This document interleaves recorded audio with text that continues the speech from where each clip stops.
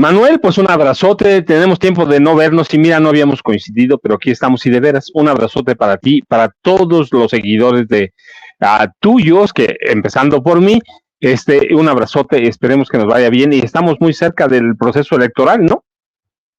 Estamos muy cerca del proceso electoral, como dirían por ahí, ya falta menos y en una de esas ya también estaremos cerca de una próxima publicación por la autoría de Paco Cruz. No, Manuel, no, todavía es muy pronto, todavía estoy promocionando Las Damas del Poder, fíjate, estoy promocionando todavía el García Luna, el Señor de la Muerte, justamente el último viernes del año, fíjate, el último viernes hábil del año, por ahí de las 2, 3 de la tarde me entregaron una caja y la dejé ahí, venía de la editorial, pero yo supuso que, como siempre, como cada año me envían un regalo, libros siempre, dije, pues me enviaron una dotación de libros para que me ponga a leer el fin de año, ¿verdad?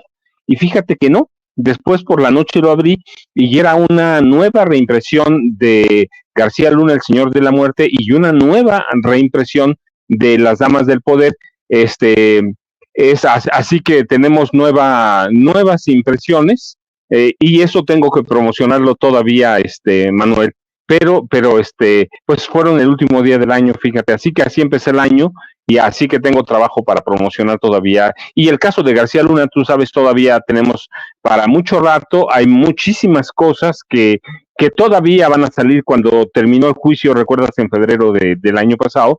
Yo recuerdo en varias entrevistas me preguntaron si ese era el fin del caso García Luna y les dije, esto apenas empieza, todavía faltan muchas cosas, hay cosas que develar, hay cosas que van a brotar, escándalos que van a estallar, así que todavía tengo un rato para la promoción de estos dos libros, Manuel. Ambas publicaciones maravillosas. Bueno, García Luna, el Señor de la Muerte, ¿qué más le podemos decir de esta publicación? Simplemente un bestseller, no por una semana ni dos, sino por meses. Y el más reciente libro del maestro Paco Cruz, Las Damas del Poder. Ambos librazos que puede encontrar en Editorial Planeta. Pues vamos a estar siguiendo leyendo sus obras, maestro Paco Cruz, y justamente iniciemos con eso. El expresidente François Nicolas Sarkozy. Es ya costumbre del siglo XXI que los expresidentes de las potencias hagan sus libros de memorias. Bill Clinton tiene el suyo, Obama tiene el suyo, Trump tendría el suyo si se hubiera retirado, pero no lo está.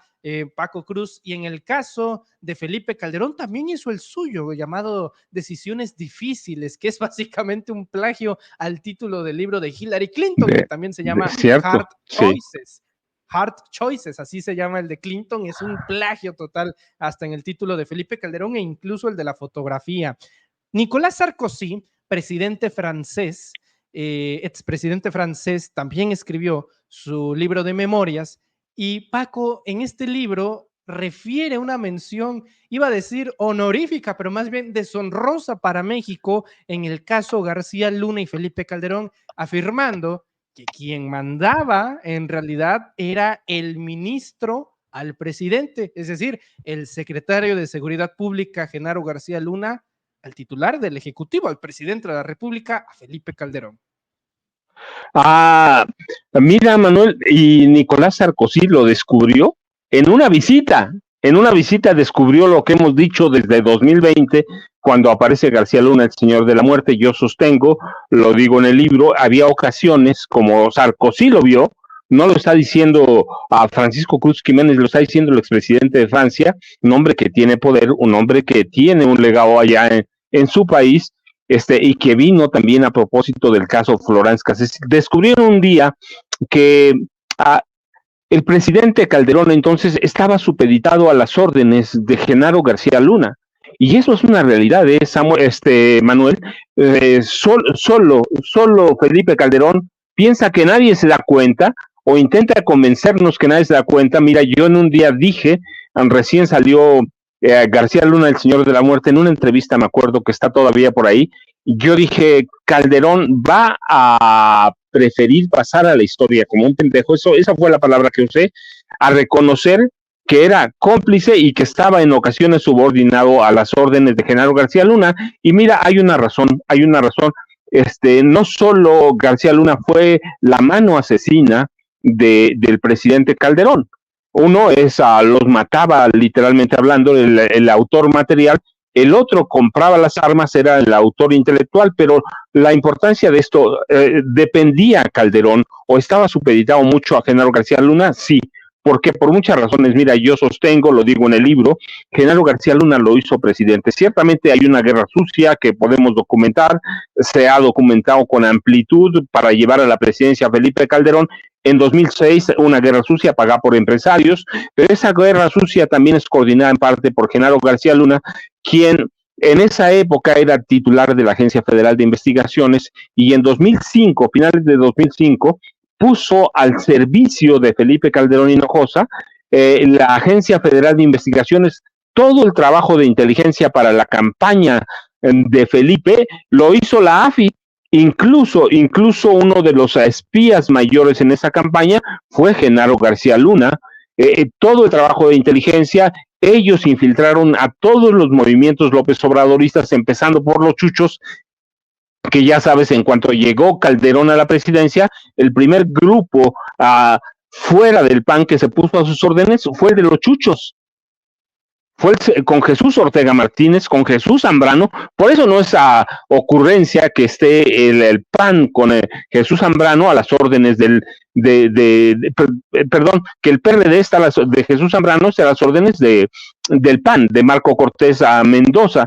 Entonces, y luego, mira, el máximo poder de Genaro García Luna se ve con claridad el día de la toma de posesión de Felipe Calderón Hinojosa. Ese día, por primera vez en la historia de este país, la Marina Armada de México puso un contingente de élite conformado por 2,800 hombres más o menos, bajo las órdenes de un civil. Ese civil era Genaro García Luna. Y Genaro García Luna tomó prácticamente por asalto el Congreso de la Unión que sesionaba en la Cámara de Diputados en San Lázaro, colocó a sus hombres y tenían esos marinos de élite la orden incluso de matar, de reprimir a cualquier legislador de oposición que intentara descarrilar la toma de posesión de Felipe Calderón. Recuerdas, fue muy grotesco porque entró por la parte de atrás, salió por la parte de atrás, protegido por la Marina Armada de México, pero esos hombres estaban bajo las órdenes de Genaro García Luna. Así que ya tienes una idea de por qué el poder de García Luna era tanto que recuerdas aquella reunión o aquel encuentro en el que Maximiliano Cortázar, que ahora está de moda porque lo jala Xochitl Gálvez, ese hombre sentó a 700 comunicadores entre dueños de medios y grandes comunicadores estrellas de esa época, los sentó para cambiar la narrativa de la violencia, para hacerle imagen política a Genaro García Luna. Después de eso no se pudo, bueno, finalmente porque ya estaba Internet bien consolidada, pero que firmaron un compromiso de cambiar la narrativa para favorecer a García Luna, lo hicieron. Y luego también recuerdas el presidente Calderón le pagó, además de los miles de millones de pesos que le dio a Televisa, además de eso, le pagó 120 millones por crearle un programa a Genaro García Luna para hacerle imagen política y lanzarlo como candidato presidencial del PAN. No pudieron, ¿por qué? Porque la realidad de este país se impuso y Genaro García Luna no tenía nada, además de que había bañado este país en sangre. Así que el poder, lo que descubrió Sarkozy, mira, ya lo habían dicho, lo sabía Álvaro Uribe, que fue presidente de Colombia. En 2008 hubo una reunión de alto nivel en Bogotá, un encuentro, y él le comentó a Manuel Espino Barrientos, que fue dirigente del PAN en algún momento, y que fue fundamental en el ascenso de Vicente Fox a la presidencia. Él le comentó que García Luna estaba involucrado en el narcotráfico y otros exmandatarios de América Latina. Eso lo refiere Manuel Espino Barrientos bastante bien. Así que lo sabía el general Tomás Ángeles de Aguajade, lo que lo sabía Manuel Espino, y sí, todo mundo, Manuel, y Sarkozy lo que hace es confirmar lo que hemos hablado por años. Lo sabían en Francia, lo sabían en Colombia, lo sabían en el Polo Norte, todo el mundo lo sabía, excepto México, excepto las autoridades mexicanas. Todo mundo, Manuel. El general Tomás Ángeles de Aguajade termina encarcelado, acusado por testigos protegidos de Genaro, bajo salario de Genaro García Luna, y recuerdas uno muy importante, el Grande, que fue testigo estrella en el juicio que se siguió a Genaro García Luna. Genaro García Luna en su momento lo ocupó como testigo protegido bajo salario del Estado mexicano para acusar al general Tomás Ángeles de Aguajade, y había cualquier cantidad de comisarios de la Policía Federal que hablaron con Calderón y le dijeron, ese hombre es un capo, pero recuerda, yo lo sostengo, la cuestión con Calderón es que muchos presidentes, cuando son incapaces o cuando son asesinos o cuando tienen o cuando son muy siniestros, como es el caso de Calderón, necesitan un asesino. Recuerdas a Fujimori, Alberto Fujimori, necesitó al suyo, a Vladimiro Montesinos, Pinochet tenía el suyo, Isabel Perón tenía el suyo, los zares de Rusia tenían a Rasputín, así que Genaro García Luna era el Rasputín de Felipe Calderón Hinojosa, y así lo mantuvo a Genaro García Luna. Era en mucho la mano que lavaba dinero para Felipe Calderón Hinojosa y después para Enrique Peña Nieto, claro. Así que el poder de García Luna era real, era un poder cimentado en que él en parte o en mucho hizo presidente a Felipe Calderón. Así que Sarkozy descubre lo que hay detrás del montaje, un hombre poderoso como Genaro García Luna, que recuerda, no fue el único montaje, está, quizá es el más notorio, o no, quizá es el más notorio el de Florence Cassés, pero teníamos el secuestro en 2005 de Rubén Omar Romano, que fue un gran entrenador, fue un gran jugador de fútbol en la primera división. Y recuerdas, hay una época que asesinan, esa es la palabra, aunque murió en un atentado, pero fue un atentado coordinado por Genaro García, de Ramón Martín Huerta, que era secretario de Seguridad Pública del gobierno de Vicente Fox, y para pagar el atentado que cuesta la muerte al secretario de Seguridad de Vicente Fox, libera a una banda de secuestradores que controlaba García Luna, a Rubén Omar Romano. Es decir, ha habido muchos montajes, pero el más conocido es ese, y Sarkozy vino un par de días y se hospedó donde, en la casa de un empresario controlado por quién, por Felipe Calderón Hinojosa. Así que sí, el poder de Genaro García Luna era real, era efectivo y conocía todos los tejes manejes siniestros de quién, de Felipe Calderón Hinojosa, Manuel. Francisco Cruz, desde luego que habrás tenido tiempo para analizar al diverso, amplio, pero nada útil equipo de campaña que ha formulado Gálvez Ruiz en las últimas semanas, en los últimos meses. Hoy, desde luego que el tráfico de redes sociales y el debate público estará concentrado en la muerte de Carlos Bremer, empresario regimontano, pero antes de ello, hoy, el día de ayer en la noche, una cosa extraordinaria entre Felipe Calderón y Roberto Madrazo. Felipe Calderón aplaude un análisis que hace en Twitter Roberto Madrazo, tabasqueño para desgracia mundial, y fíjate lo que dice Roberto Madrazo. Ojo con la última encuesta del Financiero. Nunca antes López Obrador y su gobierno habían sido tan mal evaluados como el mes pasado. Finalmente llega el desencanto ante la falta de resultados. Claudia Sheinbaum nos ofrece continuidad de los fracasos, a lo que Calderón replica, muy interesante este análisis, ¿no? Y la contrarréplica de Madrazo es: presidente Felipe Calderón. Esto es con un simbolismo, pero de los chonchos, Paco. Presidente Felipe Calderón. Xóchitl Gálvez tiene urgentemente que combatir el abstencionismo, aprovechar el desencanto con el gobierno y en su momento presentar propuestas concretas para resolver los problemas de seguridad y de desigualdad social. Es decir, Madrazo le dice a Felipe Calderón en una primera instancia que Xóchitl tiene que hacer una propuesta por el tema de la violencia. Curioso porque parte del destinatario de esta contrarréplica es justamente uno de los ocasionantes de la tragedia nacional. Y por otro lado, Roberto Madrazo en Telereportaje, que es un programa de noticias bastante famoso acá en el estado de Tabasco, le confirma a Emanuel Sevilla, pues, gran periodista tabasqueño, que en 2006 sus actas demostraban que sí hubo un fraude contra López Obrador, es decir, que Felipe Calderón terminó siendo un presidente espurio. Y ahora Madrazo lo llama presidente. Estos personajes, Paco, son los que están opinando y al mismo tiempo forman parte ipso facto de lo que representa Gálvez Ruiz. Bueno, mira, Manuel, es bien interesante lo que hace Roberto Madrazo Pintado, que es hijo político, hijo político, después de la muerte de su papá en aquel accidente en Monterrey, en el avionazo que fue un atentado coordinado por Díaz Ordaz, lo adopta uno de los íconos de la corrupción priista, Carlos Jan González. Él lo forma, él lo corrompe y él se deja corromper. Así que es un hombre, ya lo sabes, es un hombre tramposo, es un hombre que es Roberto Madrazo, ya no Carlos Jan González, nomás para que tengamos idea de dónde sale. Si no tiene nada del legado de su papá, de Carlos Madrazo Becerra, no tiene nada.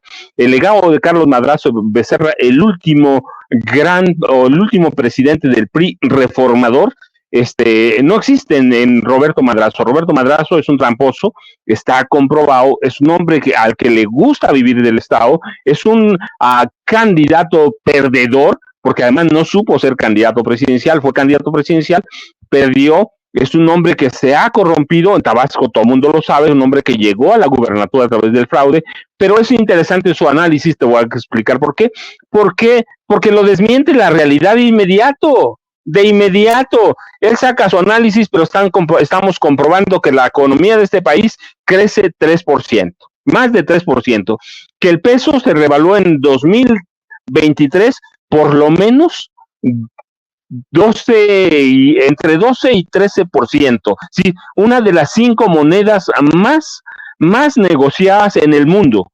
Las reservas internacionales en niveles récord, 213 millones de dólares, como nunca en la vida habíamos estado. El Tren Maya, tren interoceánico o transísmico, el tren Toluca, México, Sinacantepec, que está por inaugurarse, la refinería Dos Bocas. Es decir, hay una serie de índices económicos que te dice que lo que dice Madrazo es una mentira, y ese mismo día, mira, curiosamente aparecen prácticamente todas las encuestas. La misma encuesta de Financiero lo que te muestra es que si hoy fueran las elecciones, Claudia Sheinbaum, que él dice que representa la continuidad, ganaría, pero arrasaría. La encuesta del Financiero que cita, hay que ver la de noviembre, hay que ver la de diciembre, y hay que ver todas las encuestas que se publicaron, que se publicaron en todas, prácticamente Xochitl Gálvez Ruiz retrocede 2 puntos porcentuales, los mismos que avanza la representante, la candidata precandidata presidencial de Morena, Claudia Sheinbaum Pardo. Es decir, pueden decir lo que quieran, pero la realidad los está desmintiendo inmediato. No tuvieron que esperar, ni Calderón ni Madrazo tuvieron que esperar un minuto para que la realidad los desmintiera. El número de trabajadores registrados en el IMSS es muy superior a cualquiera. ¿Sí? Y yo recuerdo mucho una entrevista de estos días, una aparición de Ciro Gómez Leiva, y él lo dijo textual: los datos, los indicadores muestran que contra lo que decían, recuerdas, el dólar a 27 pesos, el precio de gasolina por ahí 27, 30 pesos, decían 30 y tantos, la misma Xochitl Gálvez salió con una noticia falsa. Esto lo decían desde el principio del sexenio del presidente López Obrador, y después el año pasado, en 2022, auguraban una devaluación. Yo recuerdo mucho un análisis de una casa de finanzas internacional, de Moody's, auguraban una devaluación 2022, 2023 o 2024, o yo decía, están adivinando, están usando su bola de cristal. Así que los datos, decía Ciro Gómez Leiva, muestran que la economía de este país no se fue a la mierda como todo el mundo pensaba. Así que mira lo que diga Calderón, que tienes tu razón, en algún momento Roberto Madrazo confirmó que que en 2000 hubo un fraude electoral para imponer a Felipe Calderón Hinojosa, un fraude que todo el mundo conoce y que terminó con el 0.5% dándole el triunfo. Así que los hechos los desmienten inmediato, los desmienten, pero mira, eso muestra que Manuel, que están desesperados, tan desesperados que esta semana Xochitl cambió la estrategia que tiene y está buscando una confrontación directa con el presidente y ellos, yo no tengo una duda que ellos lanzaron como un grito de guerra a algunos grupos del crimen organizado. Xochitl lo dijo, recuerdas, el mes pasado, si quieren que haya guerra, habrá guerra. Y de inmediato brotaron algunos incidentes, algunos atentados. Así que los hechos los desmienten, mira, pero es parte de la desesperación, es parte de esos números que no quisieron ver. Yo digo, Roberto Madrazo no quiso ver o se le olvidó que esa misma encuesta que él cita dice claramente que Claudia Sheinbaum Pardo va a ser la próxima presidenta de la República, pero no es la encuesta de Financiero, son todas las encuestas, pero pues mira, tienes a un tramposo y luego tienes a un asesino, yo lo sostengo todavía, lo sostengo desde hace años, desde 2011 publiqué un libro sobre la corrupción de Felipe Calderón y de Margarita Zavala. Desde 2011 se sabe que están inmersos en la corrupción, se corrompió toda su familia. Lo mismo Roberto Madrazo, que controla la plataforma Latinos, pero entonces lo que hacen, están mostrando su desesperación, le están dando consejos a Xochitl, no hagas esto, no hagas lo otro, es decir, es una mujer muy limitada que no entiende, y ahora, bueno, pues su equipo de trabajo, yo lo he dicho algunas veces, Manuel, es un equipo en el que está la corrupción, pero a flor de piel, no tienes que rascarle nada. Y con Max Cortázar, incluso la represión a periodistas. Yo lo sostengo, yo trabajé con José Gutiérrez Vivó, cuando José Gutiérrez Vivó era el número uno en la radio de este país, era el periodista a seguir, y uno de los represores de la prensa fue Maximiliano Cortázar, uno de los hombres fuertes en su momento de Vicente Fox y luego de Felipe Calderón. Así que lo que tienen es desesperación, Manuel, es desesperación, hay que entenderlo, pero también hay que entender que si bien es cierto que las pre-campañas se terminan el próximo 18 de enero, van a rearmar, van a ajustar y va a haber una guerra sucia, pero violenta. Esto que hemos visto hasta ahora no es nada, Manuel. Todavía a partir de en enero hay un periodo de intercampañas, lo llaman, entre enero y febrero, pero en marzo que veamos las campañas va a haber una guerra sucia, salvaje, violenta, virulenta, y están desesperados. Y recuerda, no están muertos, son grupos que tienen mucho dinero. La derecha tiene dinero y ellos tienen apoyo prácticamente de toda la prensa tradicional, toda la prensa corporativa, así que debemos prepararnos para una guerra sucia que no tiene precedentes en este país, Manuel. Paco, agradeciéndote mucho tu tiempo y tu presencia, que es cada día más valiosa, querido Paco, preguntarte, ¿cómo interpretas tú entonces que con un adversario tan patético y un movimiento tan fuerte se pueda o tenga que recurrir a personajes como Sergio Mayer, como Rommel Pacheco, como Erubiel Ávila, como Adrián Rubalcaba, como Alejandro Murat? En una de esas igual se le mete lo 4T a Carlos Salinas de Gortari, ¿no? Una cosa impresionante lo que hemos visto en las últimas semanas, y hasta en este momento se ha ido calmando el asunto, pero yo veo a la base del obradorismo bastante enojado y enojada por estas decisiones que muchos adjudican a Mario Delgado, que muchos adjudican a Claudia Sheinbaum, pero lo cierto es que la pregunta es muy legítima. ¿Qué necesidad hay? Y también preguntarte,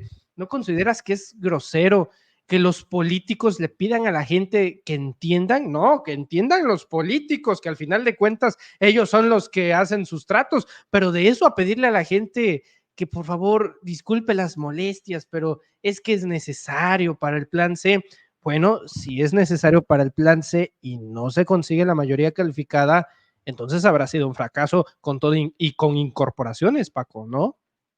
No, Manuel, mira, yo lo interpreto, es pragmatismo puro y duro. Sí, es pragmatismo puro y duro. Y yo lo he dicho en otras ocasiones, lo digo ahora, Morena todavía es un movimiento. un movimiento político. Es un partido político porque tiene registro nacional, pero la consolidación de Morena como partido va a ser a partir del próximo 1 de octubre. Va a haber depuraciones, va a haber adiciones, es decir, es un proceso en el que se va a ver todo eso. Es legítimo, nos gusta o no, es legítimo. Es legítimo. Y estas expresiones que hoy salen como Rubalcaba, del PRI en Coajimalpa, todas es la de Rommel Pacheco, son legítimas. ¿Las debe aceptar Morena? Yo digo, mira, por el momento sí, porque vamos a vivir en un periodo bastante fuerte, vamos a vivir en yo decía, una guerra sucia, ¿y qué necesidad hay? No, hay necesidad de allegarte de todos. Por ejemplo, Adrián Rubalcaba, ¿sí? Tiene un capital político en la Ciudad de México, que la Ciudad de México necesita, Morena, bastante apoyo. Sí, en el sur necesitan, allá en Yucatán, entonces necesitan, sí lo necesitan, hay pragmatismo, y el partido Morena, te digo, para mí todavía no es un partido político, es partido porque tiene un registro nacional, para mí es un movimiento político que todavía va a recibir adiciones, va a recibir sumas y se va a ir depurando. Sergio Mayer y todos esos personajes se van a depurar, pero esa es la formación de un partido político que vive ahora mismo con la imagen de Andrés Manuel López Obrador. Pero el presidente se va el 1 de octubre, ¿eh? Y Morena tiene que reajustarse, reconfirmarse, reconformarse. Entonces vamos a ver todo esto que es válido y te digo, para mí sí es necesario. Es decir, yo no lo apruebo, pero finalmente yo no soy militante de Morena, lo veo desde afuera como un analista y digo, eso es pragmatismo puro. Eso es pragmatismo porque hay algunos de esos personajes que sí le pueden sumar a Morena, y yo te decía el caso de Adrián Rubalcaba, hay que ver las elecciones pasadas, Morena sufrió un retroceso. Hoy, a través de ese pragmatismo, están o van a tratar de recuperar. ¿Es válido? Pues mira, en la medida, yo no vería como un fracaso si no ganan si no hay plan C. Yo lo que entiendo es que deben tener el mayor número de legisladores posibles. Son 300, todo el mundo cuenta 500, no son 500, son 300 de mayoría relativa, son 64 senadores de mayoría relativa, los otros son representación proporcional o primera minoría, y sí lo necesitan hacer una campaña fuerte. No hay que ver el número de votos que recibiría Morena, sino las partes a donde está débil, las ciudades o los municipios en donde está débil. Y yo digo, la Ciudad de México es uno de esos. ¿Por qué? Ya lo vimos en el 21. Sandra, aquí estaban confiados, mira, por ejemplo, en la delegación Cuauhtémoc, recuerdo mucho, Dolores Padierna estaba muy segura, pero se les metió por atrás Ricardo Monreal. ¿Y quién te dice que no va a haber traiciones al interior de Morena? ¿Son normales? Sí, absolutamente son normales. Fenómenos como Sandra Cuevas, que le ganó a Morena en las elecciones pasadas, ¿son normales? Sí. ¿Y tiene que haber eso? Sí. Por más que no nos gusten, mira, yo lo he criticado, podemos dimensionar la corrupción o las incongruencias de cada uno de estos personajes, que ahora, de Rubiel Ávila Villegas, que lo conozco desde antes de que fuera gobernador del Estado de México, como un alcalde de uno de los municipios más populosos. Sí, conozco a cada uno de ellos, conozco al exgobernador de Oaxaca bastante bien, es de Ciudad Ixtepec, de donde son mis abuelos. Entonces los conozco, puedo seguir su carrera de corrupción, pero lo que estoy viendo, lo que veo como por fuera, por Morena, es pragmatismo puro, en el marco de un proceso electoral que va a ser histórico. Más de 2,000 cargos, nosotros vemos uno, pero hay más de 2,000, tenemos 8 gobernadores, el jefe de gobierno de la Ciudad de México, yo te decía, 300 diputados, 64 senadores. No, va a ser una lucha, verdaderamente va a ser una guerra. Todavía no vemos lo fuerte porque estamos enfocados a la presidencia de la República y quizá algunos estados, Veracruz, por ejemplo, o Yucatán, pero de ahí no vemos más. Y te recuerdo, son importantes los estados también y los municipios. ¿Por qué? Porque cuando haya una reforma constitucional, aun si hay mayoría en la Cámara de Diputados, mayoría calificada y en el Senado, esas reformas tienen que pasar por los estados. Es reforma constitucional. Todo es importante, todo suma. Y Morena eventualmente tendrá que seguir su camino, su futuro, a partir del 1 de octubre, cuando el presidente se vaya. Ahí sí va a haber una guerra caníbal, yo digo una guerra fratricida, y ahorita están tratando de ganar y de sumar lo más que puedan. No se trata de la lucha por la presidencia de la República, se trata de todo el país. Es decir, no son elecciones por el presidente de la República, son elecciones municipales, son elecciones por congresos o legislaturas estatales, por el Congreso Federal, así que es una lucha en la que yo digo, todo se vale. Como analista, repruebo muchas cosas, pero cuando lo veo del otro lado, digo, es pragmatismo. Están recurriendo al pragmatismo. Rommel les puede llevar muchas cosas, algunos de ellos pueden sumarle, y te digo, no hay que verlo como una elección enfocada a la presidencia de la República. Eso es un error. Claudia no se puede descuidar. Tiene que seguir trabajando, tiene que seguir haciendo cosas. Pero tampoco Morena puede descuidar el resto del país. Somos, de acuerdo con las estadísticas del INE, los números oficiales, somos 99 millones de personas en el padrón electoral y 97 millones en posibilidades de votar. Así que hay que enfocarnos no en la presidencia de la República, que en eso, este es el trabajo de Claudia y de su equipo, no descuidar. El resto es el resto del país, Manuel. Y si pierden algo en el resto del país, lo van a lamentar. Así que por eso te digo, lo que veo es pragmatismo puro.